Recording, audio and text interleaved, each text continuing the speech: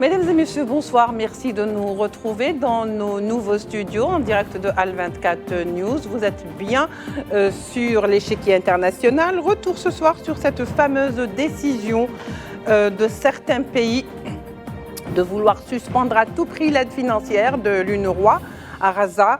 Une décision étrange, d'autant qu'elle intervient juste quelques jours après la décision de la Cour de justice internationale dont l'un des énoncés stipule justement que l'aide humanitaire doit absolument parvenir aux populations de Gaza. Donc une décision d'autant plus déplorable que le timing est très mal choisi pour les Palestiniens à Gaza qui sont à l'affût de la moindre aide humanitaire. Une telle décision, je le disais, pénalise les Palestiniens plus qu'elle ne sanctionne réellement l'UNRWA et va dans le sens des allégations de l'entité sioniste. Est-ce donc cela que cherchent le Japon et l'Autriche? Les Palestiniens ne sont-ils pas plutôt suffisamment étouffés pour en rajouter à leur peine et contribuer à tenir le couteau au bourreau? Mesdames et messieurs, le débat est lancé.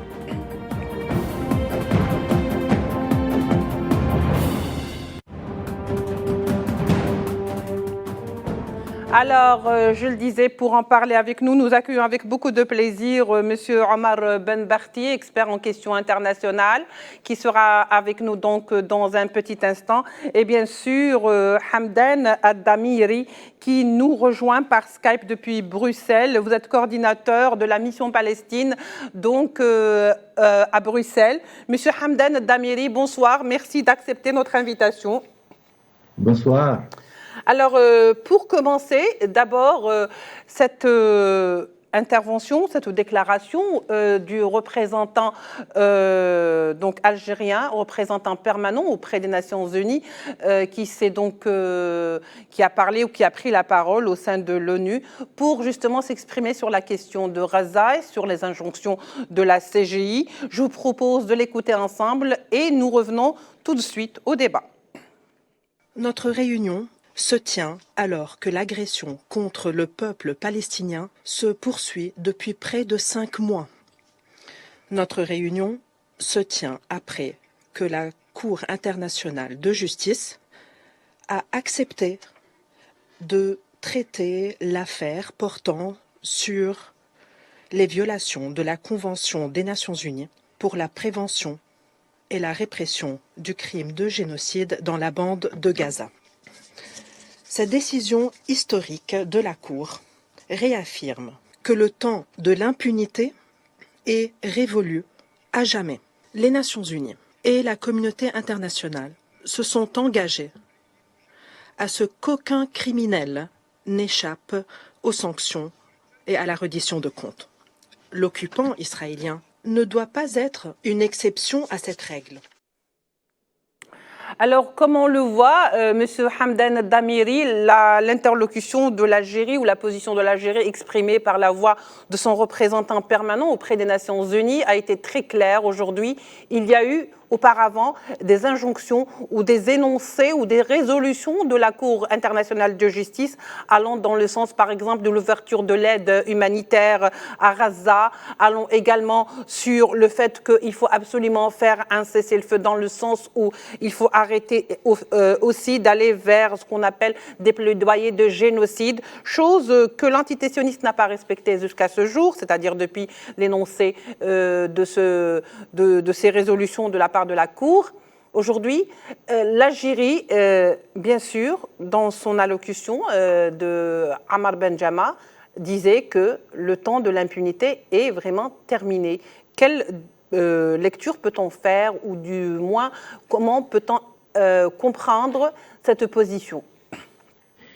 Moi, je dirais d'abord merci à l'Algérie de convoquer le Conseil de sécurité des Nations Unies, parce qu'après les décisions prises par la Cour internationale de justice à La Haye, qui demande à Israël d'une manière explicite de ne pas faire des actions, de gestes, des incitations, etc., qui vont dans le sens de continuer le génocide dont le peuple palestinien à Gaza est victime depuis le 8 octobre exactement. Et moi, je pense que le Conseil de sécurité des Nations Unies a un devoir maintenant, c'est de prolonger, je dirais, le travail fait par la Cour internationale de justice et contrôler ce qui est fait sur le terrain par des décisions, par une résolution qui oblige effectivement Israël de tenir aux demandes explicites par la Cour internationale de justice, mais aussi, à mon avis, peut-être, et je l'espère, que ce Conseil de sécurité des Nations Unies arrive enfin à demander un cessez-le-feu immédiat dans de l'offensive, je dirais, menée par Israël et qui continue, et même après les décisions de la Haye, de la Cour internationale de justice, qui continue de commettre des massacres de manière quotidienne. Hier, il y avait à peu près 200 et plus de personnes civiles, femmes et enfants, etc., qui étaient tués hier. Aujourd'hui aussi, il y a un nombre semblable, etc. Donc, le travail de génocidaire, je dirais, d'Israël continue sur le territoire de Gaza et il est temps que le Conseil de sécurité, comme c'est je dirais, c'est l'organe le plus important au niveau des Nations Unies, de s'arrêter devant ce travail inacceptable qui continue, ces massacres, cette extermination menée par Israël, de s'arrêter devant ça et de dire maintenant il est temps d'arrêter ce qu'Israël mène sur le terrain de la bande de Gaza. Merci à l'Algérie de convoquer ce Conseil de sécurité. Nous espérons que des résultats, je dirais, positifs soient trouvés lors de cette réunion. Ben justement, lors de son allocution, le représentant permanent, Ahmad Benjama, a mis l'accent justement sur, ou a rappelé à la communauté internationale qui le sait déjà, puisque la Cour a prononcé sa sentence, le caractère contraignant des résolutions de la Cour internationale de justice, auquel doit se confirmer l'antitétionniste, chose qui n'a pas été remarquée en tous les cas depuis la prononciation des résolutions. Justement, c'est un peu ce que j'ai dit. Donc, parce que nous observons ce qui se passe sur le terrain, nous regardons donc les résultats, je dirais, de travail macabre qui est mené par Israël sur le terrain de la bande de Gaza, l'offensive qu'on appelle les bombardements la nuit, la journée, le matin, etc., qui continuent et les massacres même dans des régions comme Khan Younes, comme dans le sud, donc ils s'attaquent un peu partout aux civils palestiniens. Donc ce travail continu de génocide mené par Israël, donc c'est maintenant au Conseil de sécurité. Il ne faut pas attendre le passage d'un mois pour vérifier qu'il y a des massacres qui sont menés quotidiennement. Il faut que le Conseil de sécurité fasse son travail. S'il voulait vraiment être l'organe le plus important des Nations Unies qui doit garantir la paix dans le monde. C'est ça le rôle du Conseil de sécurité, c'est garantir la paix dans le monde. Or, la paix dans le monde, elle est complètement violée par Israël. Oui, absolument. Et c'est au quotidien, quasi quotidiennement, que se font les violations au su et au vu de tous. Alors, nous rejoint donc à l'instant Omar Benbarti. Omar Benbarti, expert en questions internationales. Omar Benbarti, bonsoir. Bonsoir. Merci d'être avec nous. Il n'y a pas de souci. Alors, on disait que le représentant permanent de l'Algérie auprès des Nations Unies avait fait plusieurs rappels à la communauté internationale, qui d'ailleurs est au courant de ce qui incombe comme responsabilité après les énoncés de la Cour internationale de justice. Il a parlé, il a évoqué le fait que, justement, l'impunité, le temps de l'impunité pour l'antitétionniste était révolu, mais surtout que les résolutions contraignantes de la Cour internationale de justice ne peuvent s'appliquer que s'il y a cessez-le-feu. Donc l'impératif numéro 1 n'est pas présent. La condition numéro 1 n'a pu ou ne peut pas donc être faite sur le terrain. Que doit-on en penser, M. Ahmad Benbarti ? Écoutez, ça doit être implicite parce que j'ai écouté la déclaration de du représentant de l'Algérie au Conseil de sécurité. Il a été très très clair, il a dit des choses avec beaucoup de pertinence. Mais il a bien fait comprendre que les décisions qu'a pris la Cour internationale de justice, ces décisions-là ne pouvaient s'appliquer effectivement que s'il y avait un cessez-le-feu. À partir de ce moment-là, c'est implicite dans les recommandations ou dans les condamnations de cette Cour internationale de justice. Donc, je crois qu'il a été très clair. Et ça, tout le monde l'a compris. Il n'y a qu'Israël qui ne veut pas le comprendre, ou bien les Américains. Mais en vérité, lorsque on voit ce qui est recommandé, ce qui est demandé par les 15 juges qui ont tous voté à l'unanimité pour ces résolutions, on comprend aisément que celles-ci ne peuvent s'appliquer que s'il y a un cessez-le-feu. Sans cessez-le-feu, rien ne peut se faire.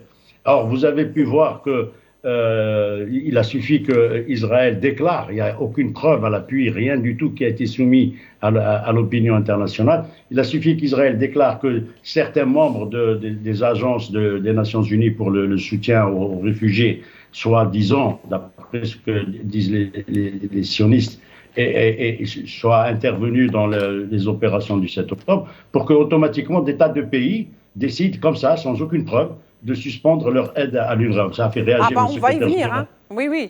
Oui. C'est effrayant, c'est effrayant. Ben justement, Monsieur Omar Benberti, vous faites bien de le dire. D'ailleurs, ma question s'adresse à Hamdan Damiri.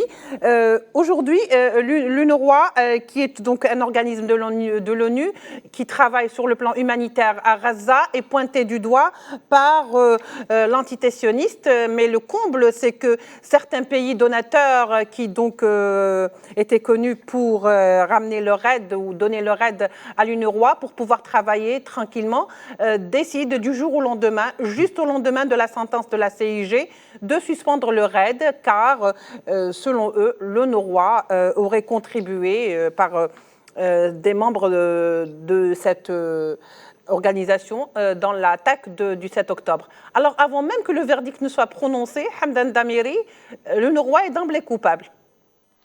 Justement, parce que c'est ça l'administration américaine. En fait, cette décision des États-Unis et des alliés des États-Unis qui ont décidé de geler, je dirais, et arrêter, je dirais, les subventions données par ces pays, il faut rappeler, madame, que quand on parle de l'UNRWA, il y a à peu près 30 000 personnes qui travaillent à l'UNRWA. 30 000, c'est pas 12 seulement. D'ailleurs, l'UNRWA, en bande de Gaza, il a gelé le travail de ces 12 personnes qui sont accusées. Donc, mais l'objectif, à mon avis, derrière cette décision américaine, parce que c'est pas la première fois que les États-Unis décident de geler les subventions américaines à l'UNRWA. Ils l'ont fait à l'époque de Trump, parce qu'il y avait un objectif à l'époque aussi de mettre fin à l'existence de l'UNRWA. Moi, je pense que les objectifs réels derrière ces décisions et américaines et des pays qui sont alliés des États-Unis, c'est justement d'abord d'effacer l'UNRWA, parce qu'il faut savoir que les pays qui ont décidé de geler ou suspendre actuellement leurs dons à l'UNRWA représentent à peu près 70% de l'ensemble du budget de l'UNRWA. C'est énorme, c'est énorme. C'est la raison pour laquelle, s'il n'y a pas autant d'argent qui entre dans les caisses de l'UNRWA ne peut pas continuer son travail. Oui. Donc, l'UNRWA, c'est une agence qui rend des services aux réfugiés palestiniens. Je rappelle qu'elle est née, l'UNRWA, en 1949 exactement, une année après l'arrivée de la Nakba palestinien. En 1948, on le sait, donc il y avait à peu près 800 000 Palestiniens qui ont perdu leur pays, leur village, leur ville, etc. Ils sont devenus ce qu'on appelle les réfugiés palestiniens. L'Assemblée générale des Nations Unies à l'époque, une année après, c'était exactement le 27 décembre 1949, il a décidé de mettre en place cette agence internationale qui s'appelle l'UNRWA, justement pour s'occuper des réfugiés palestiniens. Je dirais, la création de l'UNRWA, elle a été décidée d'une manière provisoire, le temps que les réfugiés palestiniens retournent chez eux. Et en 1948 exactement, 1948, donc, une résolution des Nations Unies, c'est la résolution 194 ou 194. Cette résolution, elle a été adoptée en 1948, juste après la Nakba, qui donne le droit, qui accorde le droit aux réfugiés palestiniens de retourner chez eux, dans leur village natal, dans leur ville natale. Et on attend jusqu'à maintenant le retour de ces réfugiés palestiniens. Donc l'UNRWA, il a été créé justement d'une manière provisoire, le temps que les réfugiés palestiniens retournent chez eux.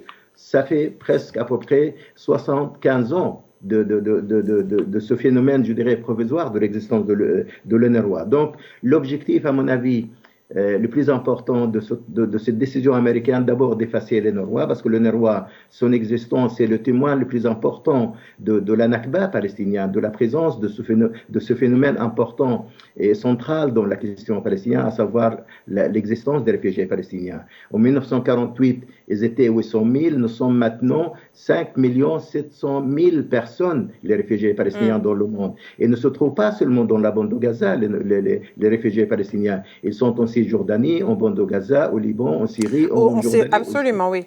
Justement, donc c'est une agence qui emploie 30 000 personnes.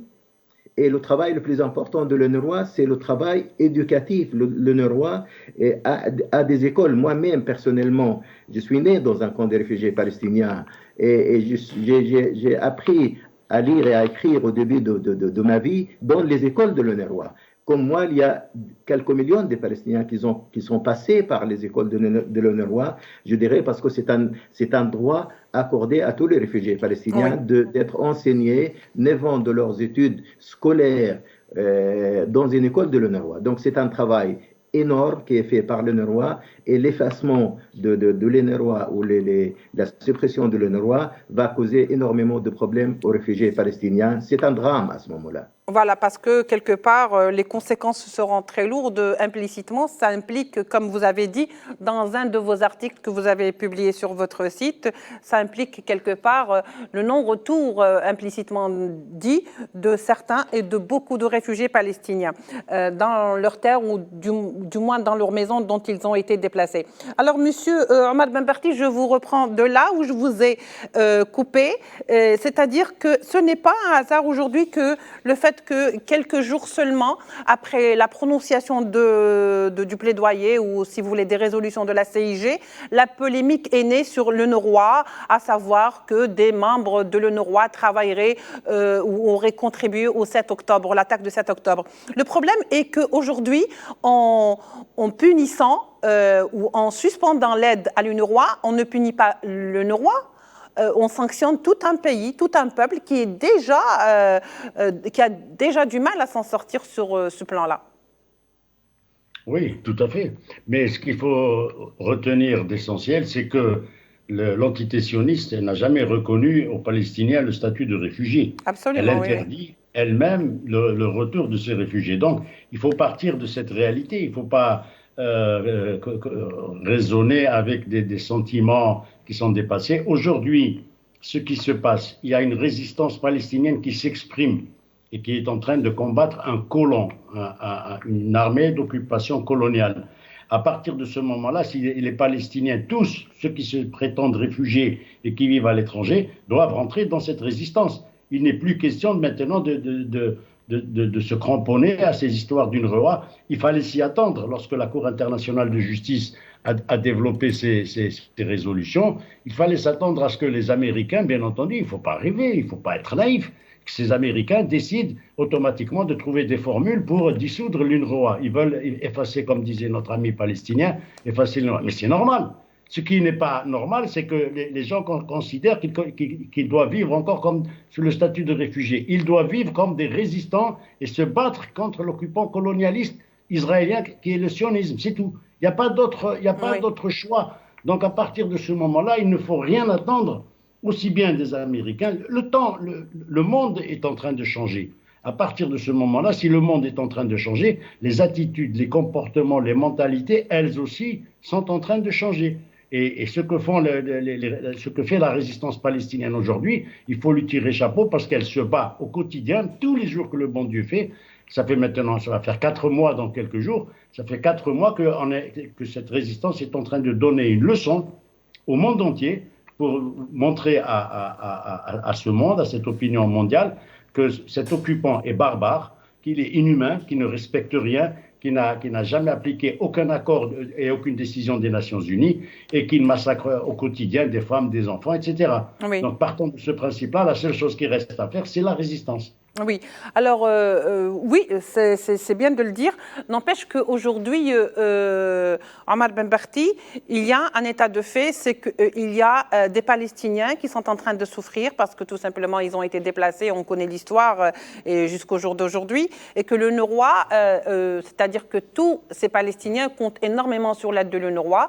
D'ailleurs, les Palestiniens sont au bord de la famine, si ce n'est pas déjà le seuil est franchi. Donc, suspendre cette aide aujourd'hui revient à être complice d'un génocide de guerre, chose qui a été dénoncée par la CIG. Donc il y a trop de liens à faire entre les résolutions de la CIG et ce qui se passe aujourd'hui sur le terrain. Comment doit-on lire ce genre de réaction de la part de ces pays qui ont décidé du jour au lendemain justement de suspendre cette aide? Omar Ben Barti. Oui, vous avez parfaitement raison. Ce qu'a dit le représentant de l'Algérie au Conseil de sécurité est très clair. Lui, il a évité de se perdre dans les méandres de l'UNRWA. Il a dit qu'il fallait absolument appliquer ces résolutions, puisque c'est une Cour internationale de justice et qu'elle est censée appliquer le droit international. Or, la réalité fait que ce pays que combattent les Palestiniens actuellement en Palestine occupée s'appelle Israël, et ce pays-là ne reconnaît aucun de ces textes du droit international. Partant de cette position, il ne reste aucune autre opportunité que celle de continuer le combat, ce que fait avec beaucoup de brillance la résistance palestinienne et le Kataïb Qassam ou le djihad islami, etc. Tout le reste, c'est du pipeau. Et notre représentant l'a très bien dit à l'ONU. À l'ONU. Donc, à partir de ce moment-là, les autres pays, s'ils veulent aider maintenant ces pauvres Palestiniens à Gaza, comme vous dites, qui sont en train de mourir de faim, mais il y a l'Arabie Saoudite à côté, il y a la Jordanie, il y a l'Égypte, qu'est-ce qu'ils font? Que font ces pays-là? C'est bien beau de pleurnicher sur l'UNRWA. J'en ai rien à cirer, on n'en a rien à cirer de l'UNRWA. Oui. Ces pays-là doivent aussi s'impliquer. Mais s'ils ne s'impliquent pas, c'est qu'ils vont payer. Et c'est ce qu'a bien dit notre représentant. Absolument. Ahmad Benjam'a a exactement dit que tout pays aujourd'hui, que le monde est en train de témoigner que tout pays qui ne dénonce pas, qu'il n'y a pas d'appel au cessez-le-feu et qui continue donc de tenir ou se maintenir au silence, sera tenu devant l'histoire comme étant complice et que ces gens-là ne doivent certainement pas échapper à la justice ou du moins au joug de la justice. Monsieur Hamdan Damiri, alors, voyons un petit peu cette histoire de la Cour internationale de justice dont les énoncés ont été très respectables et qui étaient considérés comme un appel implicite à la cessation des hostilités ou le cessez-le-feu. Alors, il y a eu les résolutions, mais depuis, c'est la sourde oreille, rien sur le terrain. Au contraire, les appels au génocide se multiplient alors que l'appel a été fait pour que ça cesse. Alors, il y a un risque plausible, comme je disais, de génocide à Gaza qui a été ordonné, qui a ordonné la CIG, qui a ordonné à l'entité sioniste, pour que je puisse être clair, de prendre toutes les mesures en son pouvoir pour prévenir un génocide dans la bande de Gaza et punir les personnes qui inciteraient au génocide. Aujourd'hui, on a vu encore des déclarations très hostiles et incitant au génocide. Le fait de couper également l'aide de l'UNRWA est une incitation au génocide. Que doit-on aujourd'hui conclure après tous ces faits et cette actualité très foisonnante concernant Gaza? Moi, je pense que ce qui manquait aux décisions prises par la Cour internationale de justice, c'est justement d'appeler à un cessez-le-feu, à l'arrêt de l'offensive israélienne. C'est ça ce qui devait être fait d'une manière explicite et claire. Or, la Cour n'a pas demandé explicitement cette demande-là, et par conséquent, donc, on voit qu'Israël continue. Concernant les incitations, vous savez, il y a 12 jours d'ici, il y avait une sorte d'un congrès à Jérusalem même, dans lequel il y avait 12 ministres israéliens, pas seulement Ben Rafir et Smotrich, non, il y avait 12 sur l'ensemble du gouvernement israélien. Ce congrès à Jérusalem, il a appelé à à occuper l'ensemble de la bande de Gaza et à détruire tout ce qui est maison palestinienne. Vous parlez de ce rassemblement d'extrême droite de l'entité sioniste. Exactement, exactement. Voilà. Dans ce rassemblement, il y avait 12 ministres israéliens, plus une trentaine de parlementaires à la Knesset. Donc, ils ont appelé carrément à reconstruire ce qu'on appelle des colonies dans la bande de Gaza, des colonies israéliennes dans la bande de Gaza, après avoir déplacé l'ensemble des habitants de Gaza. Donc, plus d'incitation que ça n'existe pas. Donc, Israël continue son travail sur le terrain, les bombardements, les massacres, et puis les incitations continuent. Maintenant, qui va contrôler tout ça? Parce que la Cour, il a dit il faut qu'Israël arrête tout ça. Donc, maintenant, c'est à la Cour d'arrêter. Mais qui va dire à la Cour il faut arrêter cela? Donc, à mon avis, c'est là où le rôle du Conseil de sécurité doit être joué. Et c'est pourquoi je remercie l'Algérie de convoquer le Conseil de sécurité en tant que membre non permanent de ce Conseil. Maintenant, au Conseil, dans cette réunion, de dire à Israël vous êtes en train d'inciter, vos ministres incitent à un génocide. Brièvement. Et vous continuez à massacrer des Palestiniens ici et là par des bombardements aériens. Donc, il faut arrêter, il faut qu'il soit clairement dit par le Conseil de sécurité cette fois-ci qu'Israël doit arrêter et justement l'arrêt des Israéliens passe par un cessez-le-feu. Merci beaucoup, M. Hamdan Damiri, pour tout cet éclairage. Je rappelle que vous êtes coordinateur pour la Palestine à Bruxelles, l'Union européenne. Merci également à Omar Benberti, qui est expert en questions internationales. Merci d'avoir été avec nous. Merci également de nous avoir suivis. On se retrouvera demain pour un nouveau numéro de l'Échiquier international. Au revoir.